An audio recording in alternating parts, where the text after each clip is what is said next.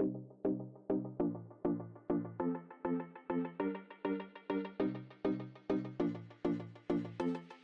à tous, merci d'avoir choisi ce thème qui m'est vraiment très cher, puisque c'est le cœur de mon métier.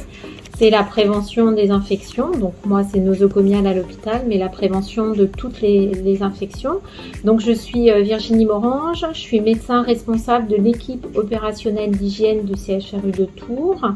Donc je siège au niveau du CLIN, du comité de lutte contre les infections nosocomiales, depuis une dizaine d'années au CHRU de Tours. Je suis Émilie Camiade et je suis maître de conférence à la faculté des sciences et techniques à Tours, à l'université de Tours. Et je travaille plus particulièrement en bactériologie.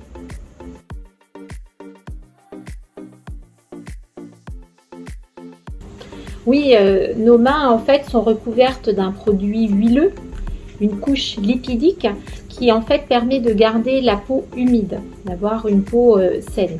Et en fait, cette huile constitue vraiment un milieu idéal pour que les bactéries, les microbes puissent se multiplier et puissent coller à la peau.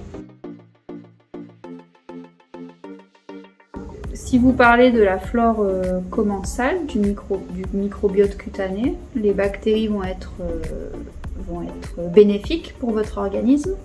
Ceci dit, on sait qu'au niveau des mains, on a pas mal de bactéries que l'on appelle flore transitoire qui vont être présentes à certains moments parce que vous allez être en contact avec différentes surfaces qui contiennent d'autres bactéries que celles de votre flore cutanée. Et donc là, en fonction de l'environnement où vous serez, il y a possiblement des pathogènes présents.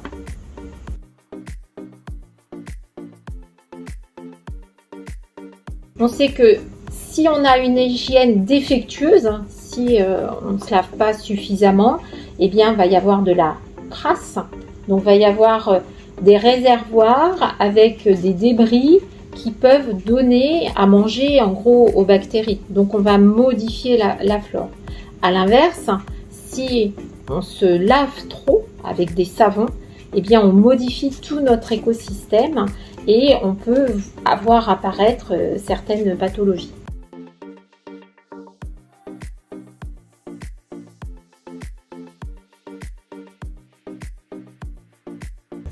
L'utilisation en priorité du savon lorsqu'il y a possibilité d'avoir une source d'eau et l'utilisation du gel à partir du moment où on a l'impression d'être contaminé, de se contaminer les mains par je sais pas quelle chose, style on ramasse un mouchoir dans la rue ou je sais pas quoi. Utiliser le gel mais quand on n'a pas de source d'eau. Sinon, utilisation du savon avec un bon lavage de mains. Le savon, déjà, c'est un lavage des mains. On utilise l'eau avec le savon. Le savon va interagir en fait avec les lipides. Ils viennent éclater un peu les lipides. Donc, notamment, quand les virus ont une enveloppe, il y a une enveloppe phospholipidique. Et du coup, il faut imaginer le savon comme des petites épingles qui vont venir piquer l'enveloppe du virus, donc ouvrir le virus. Donc l'eau et le savon va avoir un effet virucide. Sur les bactéries, c'est moins flagrant, ça a surtout un effet mécanique. C'est-à-dire que l'eau et le savon permettent d'enlever, et notamment cette fameuse flore transitoire qu'on va avoir récupérée dans la journée un peu partout. Donc on enlève la flore transitoire grâce à l'eau et au savon mécaniquement. A l'inverse, le produit hydroalcoolique est un produit qui a été conçu pour désinfecter les mains. Ça veut dire qu'il va tuer les bactéries, bactéricides, il va tuer la majeure partie des virus, virucides notamment. Et puis il y a de la fongicidie aussi pour les champignons.